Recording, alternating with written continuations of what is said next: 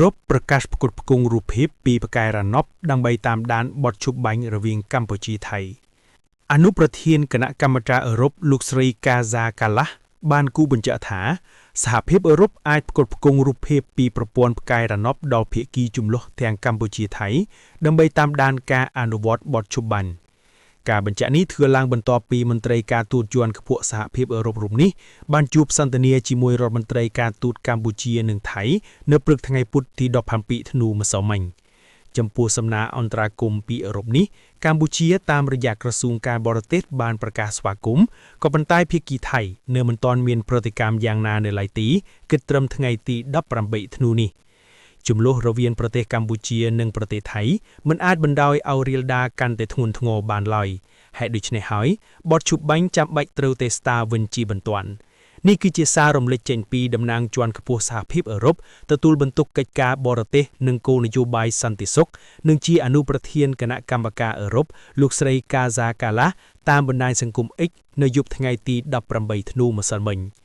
មន្ត្រីការទូតជាន់ខ្ពស់អឺរ៉ុបរូបនេះបានធានាចូលខ្លួនបន្តកិច្ចការងារកាត់បន្ថយកម្ដៅនៃចំនួនរវាងប្រទេសទាំងពីរនិងថាសហភាពអឺរ៉ុបអាចផ្ដល់រូបភាពពីប្រព័ន្ធផ្កាយរណបដល់ភាគីចំនួនទាំងសងខាងសម្រាប់ត្រួតពិនិត្យការអនុវត្តបទឈប់បាញ់ទៀតផង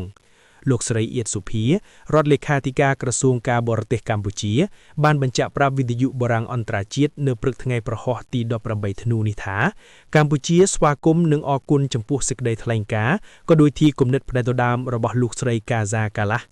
ដោយឡែកថៃនៅមិនទាន់ប្រកាសចំហអ្វីចំពោះគំនិតផ្ដេសផ្ដាសរបស់សហភាពអឺរ៉ុបដែលចង់ផ្ដល់រូបភាពពីប្រព័ន្ធផ្កាយរណបដើម្បីតាមដានបទឈប់បាញ់រវាងប្រទេសទាំងពីរនៅឡើយទេគិតត្រឹមថ្ងៃទី18ធ្នូនេះគួរឲ្យដឹងថាកាលពីថ្ងៃទី13ធ្នូនាយករដ្ឋមន្ត្រីម៉ាឡេស៊ីដែលជាប្រធានបដូវវេនអាស៊ានលោកអនវ៉ាអ៊ីប្រាហ៊ីមបានជួបសន្ទនាជាមួយមេដឹកនាំកម្ពុជាថៃដើម្បីតាមដានស្ថានភាពចំនួនព្រំដែននៃប្រទេសទាំងពីរលោកអនវ៉ាអ៊ីប្រាហ៊ីមបញ្ជាក់ថាដើម្បីគាំទ្របទឈប់បាញ់ឲ្យមានតម្លាភាពម៉ាឡេស៊ីបានស្នើសុំការចាត់តាំងក្រុមអ្នកសង្កេតការណ៍អាស៊ានដើម្បីតាមដានស្ថានភាពក្នុងសមរភូមិបេសកមិសេសរបស់ក្រុមអ្នកសង្កេតការណ៍អាស៊ាននឹងត្រូវគាំទ្រដោយការតាមដានតាមផ្កាយរណបលើស្ថានភាពចំនួនកម្ពុជាថៃ